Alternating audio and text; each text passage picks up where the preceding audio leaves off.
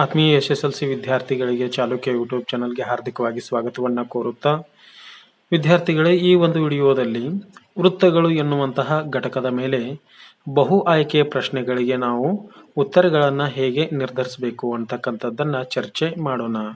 ವಿದ್ಯಾರ್ಥಿಗಳೇ, ಈ ಒಂದು ಪ್ರಶ್ನೆ ಪತ್ರಿಕೆಯನ್ನು ರಚನೆ ಮಾಡಿರ್ತಕ್ಕಂಥವರು ಉಪನಿರ್ದೇಶಕರ ಕಾರ್ಯಾಲಯ, ಸಾರ್ವಜನಿಕ ಶಿಕ್ಷಣ ಇಲಾಖೆ, ಚಿತ್ರದುರ್ಗ ಅವರು. ಈ ಒಂದು ಸಂಪನ್ಮೂಲ ತಂಡಕ್ಕೆ ಮತ್ತು ಎಲ್ಲ ಟೀಮಿಗೂ ಕೂಡ ವೈಯಕ್ತಿಕವಾಗಿ ನಾನು ಧನ್ಯವಾದಗಳನ್ನು ಅರ್ಪಿಸಲಿಕ್ಕೆ ಇಷ್ಟಪಡ್ತೀನಿ. ಬನ್ನಿ ವಿದ್ಯಾರ್ಥಿಗಳೇ, ಈಗ ನಾವು ಪ್ರಶ್ನೆಯನ್ನ ಚರ್ಚೆ ಮಾಡ್ತಾ ಹೋಗೋಣ. ವಿದ್ಯಾರ್ಥಿಗಳೇ, ಒಂದನೇ ಪ್ರಶ್ನೆ ಹೀಗಿದೆ. ಚಿತ್ರದಲ್ಲಿ AOB ಅಂತಂದು ಹೇಳಿ, AOB ಅಂತಕ್ಕಂಥದ್ದು 100 ಡಿಗ್ರಿ ಆದರೆ APB ಅಂತಕ್ಕಂಥದ್ದು ಈ ಕೋನ ಎಷ್ಟು ಅಂತಂದು ಹೇಳಿ. ತಮಗೆಲ್ಲರಿಗೂ ಗೊತ್ತಿರುವ ಹಾಗೆ ವಿದ್ಯಾರ್ಥಿಗಳೇ, ಇದು ತ್ರಿಜ್ಯಗಳ ನಡುವಿನ ಕೋನ. ಇದು OA ಅನ್ನತಕ್ಕಂಥದ್ದು ತ್ರಿಜ್ಯ, OB ಅನ್ನತಕ್ಕಂಥದ್ದು ತ್ರಿಜ್ಯ. ಸರಿ, APನೂ ಕೂಡ AP ಸ್ಪರ್ಶಕ, BP ಸ್ಪರ್ಶಕ. ಈ ಎರಡು ಸ್ಪರ್ಶಕಗಳ ನಡುವಿನ ಕೋನ ಇದು. ಆದರೆ ತ್ರಿಜ್ಯಗಳ ನಡುವಿನ ಕೋನ ಅಥವಾ ಕೇಂದ್ರ ಕೋನ ಅಂತಂದು ಹೇಳಿ ಕರೆಯಲಾಗ್ತದೆ. ಇದು 100 ಡಿಗ್ರಿ. ಈ ಕೇಂದ್ರ ಕೋನ ಮತ್ತು ತ್ರಿಜ್ಯಗಳ ಈ ಸ್ಪರ್ಶಕಗಳ ನಡುವಿನ ಕೋನಗಳು ಎರಡನ್ನ ಒಟ್ಟಿಗೆ ಸೇರಿಸಿದಾಗ ಅದು 180 ಡಿಗ್ರಿ ಆಗತ್ತೆ. ಹೀಗೆ ಆಗ್ಲಿಕ್ಕೆ ಒಂದು ಕಾರಣವೂ ಕೂಡ ಇದೆ.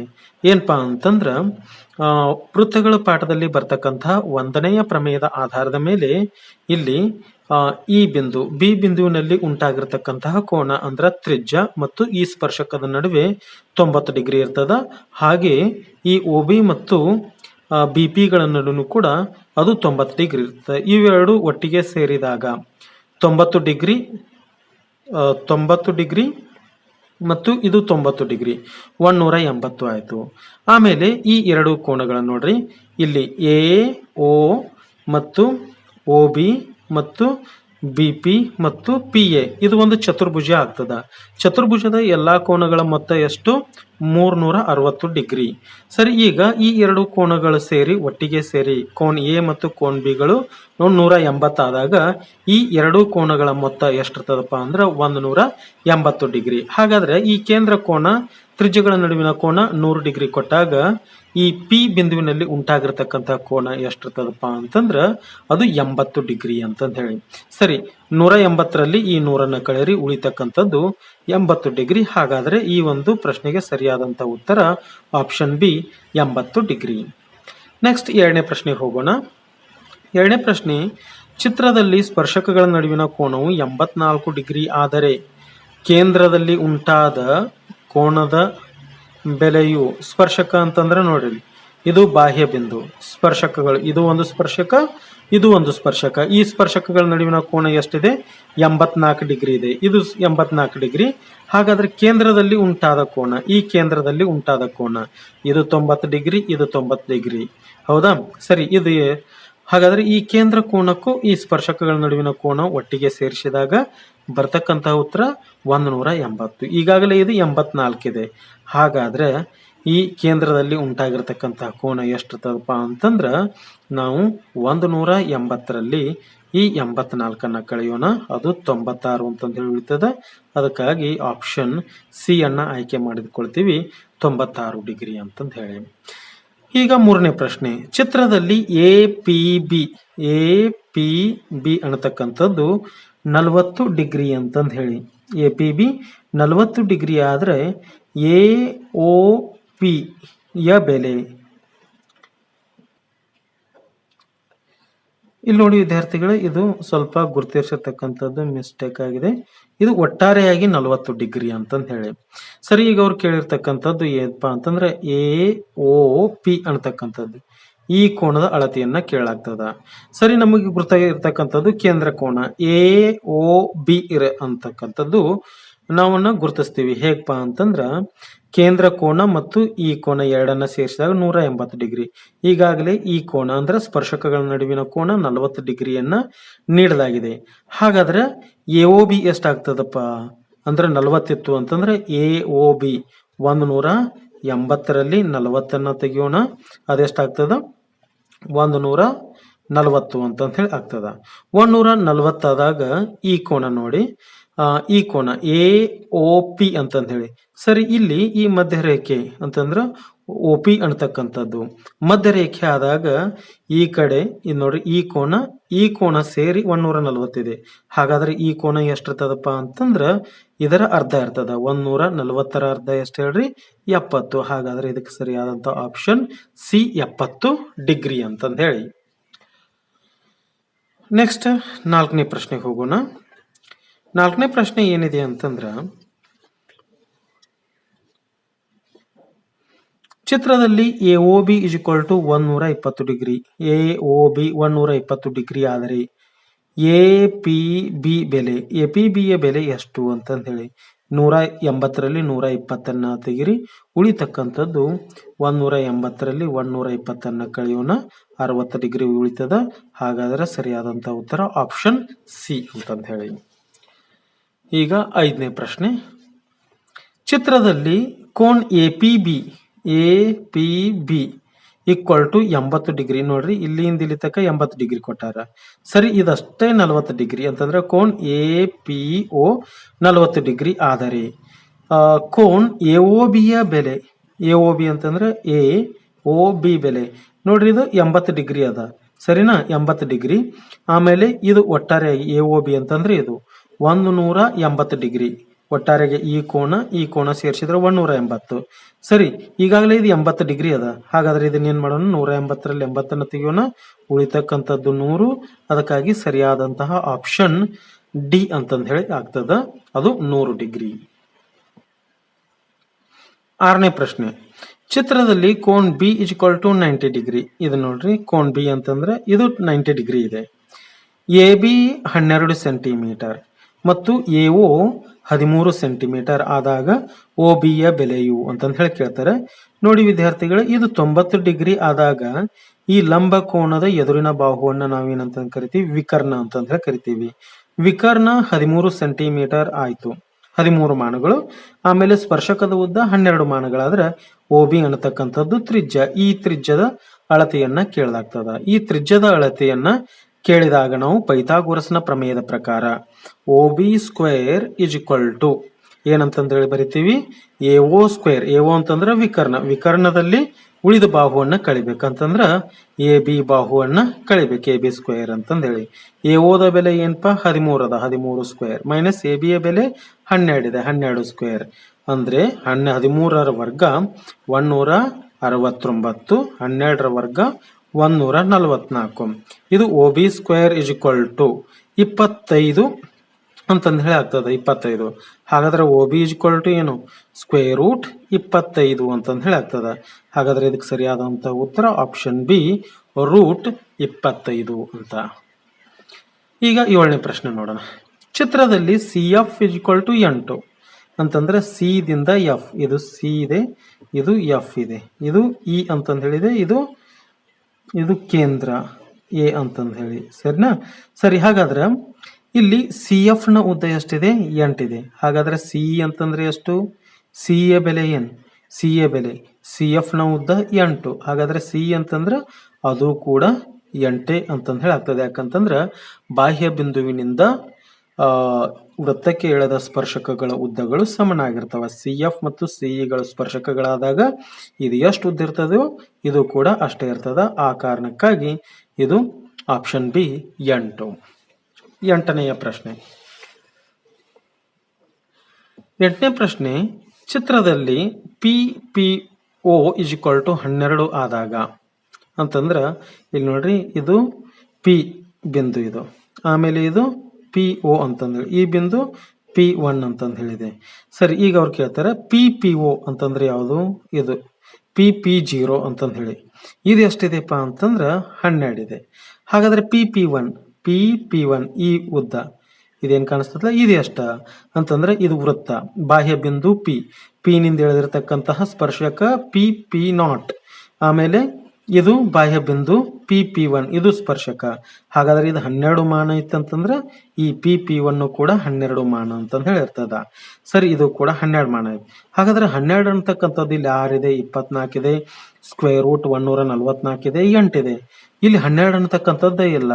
ಹಾಗಾದ್ರೆ ಯಾವ್ದಿರ್ಬೋದಪ್ಪ ಇದರಲ್ಲಿ ಆಪ್ಷನ್ ಅಂತಂದ್ರೆ ಸ್ಕ್ವೇರ್ ರೂಟ್ 144. ಯಾಕಂತಂದ್ರ ಸ್ಕ್ವೇರ್ ರೂಟ್ 144 ಅಂದ್ರೆ 144ರ ವರ್ಗಮೂಲ ಎಷ್ಟು? 12 ಅಂತಂದ್ ಹೇಳಿ ಆಗಿರ್ತದ. ಸರಿ, ಅದಕ್ಕಾಗಿ ಇದನ್ನ ಆಪ್ಷನ್ ಸಿ ಅಂತಂದ್ ಹೇಳಿ ತೆಗೆದುಕೊಳ್ತೀವಿ.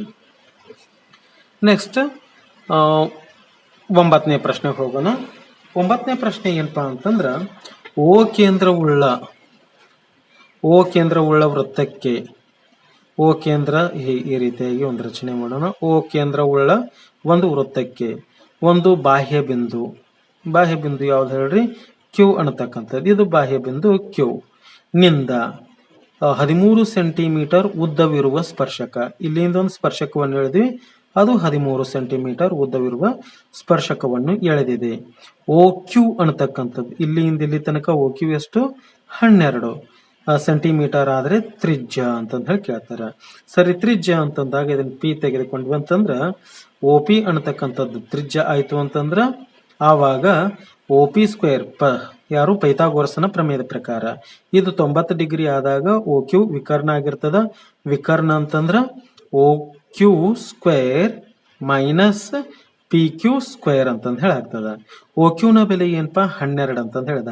12ರ ವರ್ಗ 144 ಮೈನಸ್ ಈ ಪಿ ಕ್ಯೂನ ಬೆಲೆ ಎಷ್ಟು ಹೇಳ್ರಿ? 13 ಇದೆ. 13ರ ವರ್ಗ 169 ಈಕ್ವಲ್ ಟು ಇದು ಮೈನಸ್ 25 ಅಂತಂದ್ ಹೇಳಾಗ್ತದ. ಓ ಪಿ ಸ್ಕ್ವೇರ್ = ಮೈನಸ್ 25 ಅಂತಂದ್ ಹೇಳಾಗ್ತದ. ವಿದ್ಯಾರ್ಥಿಗಳೇ, ಈ ರೀತಿಯಾಗಿ ಯಾವಾಗಲೂ ಇದು ಕೊಟ್ಟಿರ್ತಕ್ಕಂಥ ಪ್ರಶ್ನೆ ಸ್ವಲ್ಪ ಮಿಸ್ಟೇಕ್ ಆಗಿದೆ. ಯಾಕಂತಂದ್ರ ವಿಕರ್ಣ ಯಾವಾಗಲೂ ಉಳಿದ 2 ಬಾಹುಗಳಿಗಿಂತ ದೊಡ್ಡದಾಗಿರ್ತದ. ಹೌದಾ? ಇಲ್ಲಿ ವಿಕರ್ಣ 12 ಇಲ್ಲಿ ಉಳಿದ ಬಾಹು ಇದಕ್ಕಿಂತ ದೊಡ್ಡದಾಗಿರುವುದಿಲ್ಲ. ವಿಕರ್ಣ ದೊಡ್ಡದಿದ್ದು ಉಳಿದ 2 ಬಾಹುಗಳು ಸಮ ಇರ್ತವ. ಆಕ್ಚುಲ್ ಆಗಿ ಇದು ಏನಾಗ್ಬೇಕಾಗಿತ್ತ? ಇಲ್ಲಿ ಆಪ್ಷನ್ ಇಲ್ಲ. ಅದಕ್ಕಾಗಿ ವಿಕರ್ಣ ಏನಾಗ್ಬೇಕಾಗಿತ್ತು? 13 ಆಗ್ಬೇಕಾಗಿತ್ತು. ಇದು 12 ಆಗ್ಬೇಕಾಗಿತ್ತು. ಅವಾಗ ಏನಾಗ್ತದಪ್ಪ ಅಂದ್ರ 13 ಸ್ಕ್ವೇರ್ ಅಂತಂತ ಹೇಳಿ 13 ಸ್ಕ್ವೇರ್ ಮೈನಸ್ 12 ಸ್ಕ್ವೇರ್ ಆದಾಗ ಅದು 169 ಮೈನಸ್ 144 25 ಆಗ್ತದೆ. 25ರ ವರ್ಗಮೂಲ 5 ಅಂತಂದ್ ಹೇಳಾಗ್ತದ. ಈಗ ಬದಲಾಯಿಸಿರ್ತಕ್ಕಂತಹ ಬೆಲೆಗಳಿಗೆ ಸಂಬಂಧಪಟ್ಟ ಹಾಗೆ ಈ ಒಂದು ಆಪ್ಷನ್ಗೆ ಉತ್ತರ ಏನಪ್ಪಾ ಅಂತಂದ್ರೆ 5 ಸೆಂಟಿಮೀಟರ್. ಇಲ್ಲಿ ಏನ್ ಮಾಡ್ಕೋಬೇಕಂತಂದ್ರೆ ಇದು 12 ಸೆಂಟಿಮೀಟರ್ ಮಾಡ್ಕೋಬೇಕು. ಇದನ್ನ ಏನ್ ಮಾಡ್ಕೋಬೇಕು? 13 ಸೆಂಟಿಮೀಟರ್ ಮಾಡಿಕೊಂಡಾಗ ಇದು ಸರಿಯಾದಂತಹ ಆಪ್ಷನ್ ಆಗಿರ್ತದ. ನೆಕ್ಸ್ಟ್ ಹಾಗೆ ಮುಂದಿನ ಪ್ರಶ್ನೆ, ಓ ಕೇಂದ್ರವುಳ್ಳ ವೃತ್ತಕ್ಕೆ ಇನ್ನೊಂದು ವೃತ್ತ, ಓ ಕೇಂದ್ರವುಳ್ಳ ವೃತ್ತಕ್ಕೆ ಒಂದು ಬಾಹ್ಯ ಬಿಂದು ಯಾವ್ದು ಹೇಳ್ರಿ? ಕ್ಯೂನಿಂದ 10 ಸೆಂಟಿಮೀಟರ್ ಉದ್ದವಿರುವ ಸ್ಪರ್ಶಕವನ್ನು ಎಳೆದಿದೆ. ಇಲ್ಲಿಂದ ಇಲ್ಲಿ ತನಕ ಉದ್ದ ಎಷ್ಟಪ್ಪ ಅಂತ ಸ್ಪರ್ಶಕದ ಉದ್ದ 10 ಸೆಂಟಿಮೀಟರ್ ಎಳೆದಿದೆ. ಓ ಕ್ಯೂ ಅನ್ನತಕ್ಕಂಥದ್ದು ಎಷ್ಟು ಸೆಂಟಿಮೀಟರ್? 8 ಸೆಂಟಿಮೀಟರ್ ಅನ್ನತಕ್ಕಂಥದ್ದು. ಆದರೆ ತ್ರಿಜ್ಯ ಕಂಡಿಡೀರಿ ಅಂತಂದು ಹೇಳ್ತಾರೆ. ಇಲ್ಲಿಯೂ ಕೂಡ ಏನಾಗಿದೆ ನೋಡ್ರಿ ವಿಕರ್ಣ ಇದು ಲಂಬಕೋನ, ಆದ್ರೆ ಎದುರಿನ ಬಾಹುನ ವಿಕರ್ಣ ಇರ್ತದ. ಇದೇನಾಗ್ಬೇಕು ಹೇಳ್ರಿ? ದೊಡ್ಡದಿರ್ಬೇಕಾಗಿತ್ತು. ಇದೇನಾಗ್ಬೇಕು? ಚಿಕ್ಕದಾಗಿರ್ಬೇಕು. ಅದಕ್ಕಾಗಿ ಇಲ್ಲಿ ಕೂಡ ಬೆಲೆಗಳನ್ನ ತಿದ್ದಿಕೊಳ್ಳೋಣ. 10 ಆಗ್ಬೇಕು, ಇದು 8 ಆಗ್ಬೇಕು. 8 ಆದಾಗ ಏನಾಗ್ತದ? ನಾವ್ ಇದನ್ನ ಪಿ ಅಂತಂದ್ ಹೇಳಿ ತೆಗೆದುಕೊಳ್ತೀನಿ. ಪಿ ಅಂತಂದ್ ಹೇಳಿ ತೆಗೆದುಕೊಂಡಾಗ O P square = O Q square minus P Q square ಅಂತಂದ್ ಹೇಳಿ. ಓ ಕ್ಯೂನ ಬೆಲೆ ಏನಪ್ಪಾ? 10 ಸ್ಕ್ವೇರ್ 10 ಸ್ಕ್ವೇರ್ ಅಂತಂದ್ರ 100 ಮೈನಸ್ ಪಿ ಕ್ಯೂನ ಬೆಲೆ ಏನಿದೆ?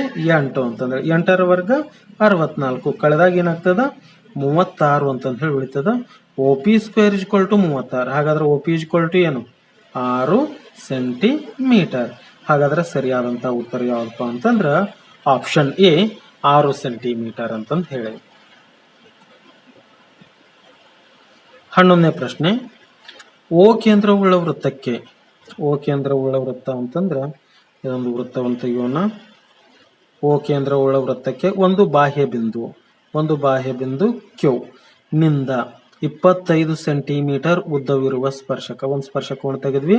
ಇದು 25 ಸೆಂಟಿಮೀಟರ್ ಉದ್ದವಿರುವ ಸ್ಪರ್ಶಕವನ್ನು ಎಳೆದಿದೆ. ಓ ಕ್ಯೂ ಅನ್ನತಕ್ಕಂಥದ್ದು 24 ಸೆಂಟಿಮೀಟರ್ ಅಂತಂದೇಳಿ. ಆದರೆ ತ್ರಿಜ್ಯ ಕಂಡಿಡೀರಿ. ಇದು ಕೂಡ ಇದನ್ನ ಪಿ ಅಂತಂದ್ ಹೇಳಿ ತೆಗೆದುಕೊಳ್ಳೋಣ. ಇಲ್ಲಿ ಕೂಡ ಸ್ವಲ್ಪ ಮಿಸ್ಟೇಕ್ ಆಗಿರ್ತಕ್ಕಂಥದ್ದು ಇದೆ ನೋಡಿ. ಇದು 25 ಆಯಿತು, ಇದು 24 ಆಯಿತು. ಅದಕ್ಕಾಗಿ ಸ್ವಲ್ಪ ಬದಲಿಸಿಕೊಳ್ಳೋಣ. ಇದು 24 ಆಗಬೇಕು, ಇದು 25 ಆಗಬೇಕು. ಸರಿ, ಈಗ O P square is equal to O Q square minus P Q square ಅಂತಂದು ಹೇಳಿ. ಒ ಕ್ಯೂ ಸ್ಕ್ವೇರ್ ಅಂತಂದ್ರೆ ಏನು? ಸ್ವಲ್ಪ ಇದನ್ನು ಬದಲಾವಣೆ ಮಾಡ್ಕೊಳ್ಳೋಣ. 25 ಸೆಂಟಿಮೀಟರ್, ಇದು 24 ಸೆಂಟಿಮೀಟರ್. ಒ ಕ್ಯೂ ಅಂತಂದ್ರೆ 25 ಇದೆ, 25ರ ವರ್ಗ 625 ಮೈನಸ್ 24ರ ವರ್ಗ ಎಷ್ಟು? 576. 625ರಲ್ಲಿ 576 ಕಳೆದಾಗ ಅದು 49 ಅಂತಂದು ಹೇಳಿ ಆಗ್ತದ. O P square is equal to 49 ಆಯ್ತು. ಹಾಗಾದ್ರೆ O P is equal to ಎಷ್ಟು? O P is equal to 7 centimetre. ಹಾಗಾದ್ರೆ ಈ ಒಂದು ಪ್ರಶ್ನೆಗೆ ಸರಿಯಾದಂತ ಉತ್ತರ ಆಪ್ಷನ್ ಎ ಅಂತಂದು ಹೇಳಿ. 17ನೇ ಪ್ರಶ್ನೆ, ಸ್ಪರ್ಶ ಬಿಂದುವಿನಲ್ಲಿ ತ್ರಿಜ್ಯ ಮತ್ತು ಸ್ಪರ್ಶಕದ ನಡುವಿನ ಕೋನ ಅಂತಂದು ಹೇಳಿ. ಅವುಗಳ ನಡುವಿನ ಕೋನ ಇದು ನೋಡ್ರಿ ವಿದ್ಯಾರ್ಥಿಗಳೇ, ಇದು ವೃತ್ತ. ಸರಿ, ವೃತ್ತದಿಂದ ಇದು ತ್ರಿಜ್ಯ, ಸ್ಪರ್ಶ ಬಿಂದು ಇದು. ಆಮೇಲೆ ಒಂದು ಸ್ಪರ್ಶಕವನ್ನ ರಚನೆ ಮಾಡಿದ್ವಿ ಅಂತಂದ್ರ ಆವಾಗ ಇದು ಸ್ಪರ್ಶಕ ಮತ್ತು ತ್ರಿಜ್ಯ ಇವುಗಳ ನಡುವಿನ ಕೋನ ಎಷ್ಟು ಡಿಗ್ರಿಪಾ ಅಂತಂದ್ರ 90 ಡಿಗ್ರಿ. ಸ್ಪರ್ಶ ಬಿಂದುವಿನಲ್ಲಿ ಅಂದ್ರೆ ಇದು ಸ್ಪರ್ಶ ಬಿಂದು, ಇದು ಸ್ಪರ್ಶ ಬಿಂದುವಿನಲ್ಲಿ ತ್ರಿಜ್ಯ ಇದು, ಆಮೇಲೆ ಸ್ಪರ್ಶಕ ಅಂತಂದ್ರೆ ಈ ರೇಖೆ, ಇವುಗಳ ನಡುವಿನ ಕೋನ ಎಷ್ಟು ಡಿಗ್ರಿಪಾ ಅಂತಂದ್ರ 90 ಡಿಗ್ರಿ. ಒಂದು ಬಾಹ್ಯ ಬಿಂದುವಿನಿಂದ ವೃತ್ತಕ್ಕೆ ರಚಿಸಬಹುದಾದ ಗರಿಷ್ಠ ಸ್ಪರ್ಶಕಗಳ ಸಂಖ್ಯೆ. ಒಂದು ಬಾಹ್ಯ ಬಿಂದುವಿನಿಂದ ಅಂತಂದ್ರೆ ಒಂದು ಬಾಹ್ಯ ಬಿಂದುವಿನಿಂದ 2 ಸ್ಪರ್ಶಕಗಳನ್ನ ಎಳೆಯಬಹುದು. ಗರಿಷ್ಠ ಅಂತಂದ್ರೆ 2 ಸ್ಪರ್ಶಕಗಳನ್ನ ಒಂದು ಬಾಹ್ಯ ಬಿಂದುವಿನಿಂದ ವೃತ್ತಕ್ಕೆ ರಚಿಸಬಹುದಾದ ಗರಿಷ್ಠ ಸ್ಪರ್ಶಕಗಳ ಸಂಖ್ಯೆ 2. 19ನೇ ಪ್ರಶ್ನೆ, ವೃತ್ತಕ್ಕೆ ರಚಿಸಬಹುದಾದ ಗರಿಷ್ಠ ಸ್ಪರ್ಶಕಗಳ ಸಂಖ್ಯೆ. ವೃತ್ತಕ್ಕೆ ರಚಿಸಬಹುದಾದ ಗರಿಷ್ಠ ಸ್ಪರ್ಶಕಗಳ ಸಂಖ್ಯೆ ಅಪರಿಮಿತ. ಒಂದು ಬಾಹ್ಯ ಬಿಂದುವಿನಿಂದ 2 ಸ್ಪರ್ಶಕಗಳನ್ನ ರಚನೆ ಮಾಡಬಹುದು. ಈಗ ವೃತ್ತದ ಪರಿಧಿಯ ಮೇಲೆ ಇರತಕ್ಕಂಥ ಬಿಂದುವಿನಲ್ಲಿ ಒಂದು ಸ್ಪರ್ಶಕವನ್ನು ರಚನೆ ಮಾಡಬಹುದು. ವೃತ್ತದ ಒಳಗೆ ಸ್ಪರ್ಶಕವನ್ನ ರಚಿಸಲಿಕ್ಕೆ ಬರುವುದಿಲ್ಲ. ಆದ್ರೆ ವೃತ್ತದ ಪರಿಧಿಯ ಮೇಲೆ ಅಪರಿಮಿತ ಸಂಖ್ಯೆಯ ಬಿಂದುಗಳಿರೋದ್ರಿಂದ ಪ್ರತಿ ಬಿಂದುವಿನಲ್ಲೂ ಕೂಡ ನಾವು ಸ್ಪರ್ಶಕವನ್ನ ರಚನೆ ಮಾಡಬಹುದು. ಆ ಕಾರಣಕ್ಕಾಗಿ ವೃತ್ತಕ್ಕೆ ರಚಿಸಬಹುದಾದ ಗರಿಷ್ಠ ಸ್ಪರ್ಶಕಗಳ ಸಂಖ್ಯೆ ಅಂತಂದ್ರ ಅದು ಅಪರಿಮಿತ ಅಂತಂದು ಹೇಳಿ. 20ನೇ ಪ್ರಶ್ನೆ, ಪರಿಧಿಯ ಮೇಲಿನ ಒಂದು ಬಿಂದುವಿನಲ್ಲಿ ರಚಿಸಬಹುದಾದ ಸ್ಪರ್ಶಕಗಳ ಸಂಖ್ಯೆ. ಪರಿಧಿಯ ಮೇಲೆ ಒಂದೇ ಒಂದು ಸ್ಪರ್ಶಕವನ್ನ ರಚನೆ ಮಾಡಬಹುದು. 21ನೇ ಪ್ರಶ್ನೆ, ವೃತ್ತದ ಒಳಗೆ ಇರುವ ಒಂದು ಬಿಂದುವಿನಿಂದ ರಚಿಸಬಹುದಾದ ಸ್ಪರ್ಶಕಗಳ ಸಂಖ್ಯೆ. ವೃತ್ತದ ಒಳಗೆ ಒಂದು ಬಿಂದು ಇತ್ತಂತಂದ್ರ ಅಲ್ಲಿ ಸ್ಪರ್ಶಕವನ್ನ ರಚನೆ ಮಾಡಲಿಕ್ಕೆ ಬರುವುದಿಲ್ಲ. ಆ ಕಾರಣಕ್ಕೆ ಆಪ್ಷನ್ ಎ ಒಂದಿದೆ, ಆಪ್ಷನ್ ಬಿ 2 ಇದೆ, ಆಪ್ಷನ್ ಸಿ ಅಪರಿಮಿತ ಇದೆ, ಆಪ್ಷನ್ ಡಿ 0 ಇದೆ. ಒಂದು ಯಾವಾಗ ಪರಿಧಿಯ ಮೇಲಿದ್ದಾಗ ಸ್ಪರ್ಶಕ ಒಂದನ್ನ ರಚನೆ ಮಾಡಬಹುದು. ಆಪ್ಷನ್ ಬಿ 2 ಅಂತಂದಾಗ ಬಾಹ್ಯ ಬಿಂದುವಿನಿಂದ 2 ಸ್ಪರ್ಶಕಗಳು. ಅಪರಿಮಿತ ಅಂತಂದ್ರ ವೃತ್ತದ ಮೇಲೆ ಅಪರಿಮಿತ ಸಂಖ್ಯೆಯ ಸ್ಪರ್ಶಕಗಳನ್ನ ರಚನೆ ಮಾಡಬಹುದು. ಆದ್ರೆ ವೃತ್ತದ ಒಳಗೆ ಬಿಂದು ಇದ್ದಾಗ ಸ್ಪರ್ಶಕವನ್ನ ರಚನೆ ಮಾಡಲಿಕ್ಕೆ ಬರುವುದಿಲ್ಲ. ಅಂದ್ರ ಸ್ಪರ್ಶಕಗಳು ಇರುವುದಿಲ್ಲ ಅಂತಂದ್ರೆ ಇರುವುದಿಲ್ಲ, ಇದರ ಅರ್ಥ ಗಣಿತದಲ್ಲಿ ಅದಕ್ಕೆ 0 ಅಂತಂದ್ರೆ ಕರೀಲಾಗ್ತದೆ. Option D 0. ಸ್ಪರ್ಶಕವು ವೃತ್ತವನ್ನು ಛೇದಿಸುವ ಬಿಂದುಗಳ ಸಂಖ್ಯೆ. ಸ್ಪರ್ಶಕವು ವೃತ್ತವನ್ನ ಛೇದಿಸುವ ಬಿಂದುಗಳ ಸಂಖ್ಯೆ. ಈಗ ಒಂದು ಸ್ಪರ್ಶಕ ಇದೆ, ವೃತ್ತವನ್ನ ಛೇದಿಸ್ತಕ್ಕಂಥ ಬಿಂದುಗಳು ಎಷ್ಟಪ್ಪ ಅಂತಂದ್ರ ಒಂದೇ ಒಂದು. ಯಾಕಂತಂದ್ರ ಸ್ಪರ್ಶಕವನ್ನ ಸ್ಪರ್ಶ ಮಾಡ್ತಕ್ಕಂಥ ಬಿಂದು ಎಷ್ಟಪ್ಪ ಅಂತಂದ್ರ 1 ಆಗಿರ್ತದ. ಅದಕ್ಕಾಗಿ ಇದಕ್ಕ ಆಪ್ಷನ್ ಯಾವ್ದಪ್ಪ ಅಂತಂದ್ರ ಆಪ್ಷನ್ ಎ 1.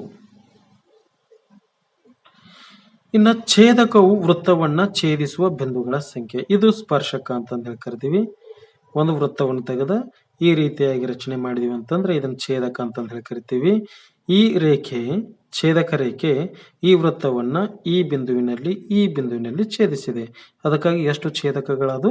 2 ಅಂತಂದು ಹೇಳಿದ್ವು. ಆದ್ದರಿಂದ 23ನೇ ಪ್ರಶ್ನೆಗೆ ಸರಿಯಾದಂತ ಉತ್ತರ ಆಪ್ಷನ್ ಬಿ 2 ಅಂತ. ನೆಕ್ಸ್ಟ್ 24ನೇ ಪ್ರಶ್ನೆ, ಸ್ಪರ್ಶಕವು ವೃತ್ತವನ್ನ ಛೇದಿಸುವ ಬಿಂದುವಿನ ಹೆಸರು. ಕೇಂದ್ರ ಬಿಂದು. ಕೇಂದ್ರ ಬಿಂದು ಅಂತಂದ್ರ ಕೇಂದ್ರ ಬಿಂದು ಇಲ್ಲಿರ್ತದ. ಆಮೇಲೆ ಅಂತ್ಯ ಬಿಂದು. ಅಂತ್ಯ ಬಿಂದು ಅಂತಂದಾಗ ರೇಖೆಯನ್ನು ಎಳೆದಾಗ ಕೊನೆ ಇರ್ತಕ್ಕಂಥದ್ದು. ಸ್ಪರ್ಶ ಬಿಂದು. ಸರಿಯಾದಂತ ಉತ್ತರ ಯಾವ್ದಪ್ಪ ಅಂತಂದ್ರ ಸ್ಪರ್ಶ ಬಿಂದು.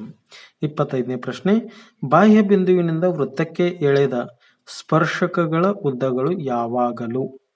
ಬಾಹ್ಯ ಬಿಂದುವಿನಿಂದ ವೃತ್ತಕ್ಕೆ ಎಳೆದ ಸ್ಪರ್ಶಕಗಳ ಉದ್ದಗಳು ಯಾವಾಗಲೂ ಎರಡನೇ ಪ್ರಮೇಯದ ಪ್ರಕಾರ ಸಮವಾಗಿರುತ್ತವೆ. ಆದ್ದರಿಂದ ಆಪ್ಷನ್ ಬಿ ಸಮವಾಗಿರುತ್ತವೆ ಅಂತಂದ.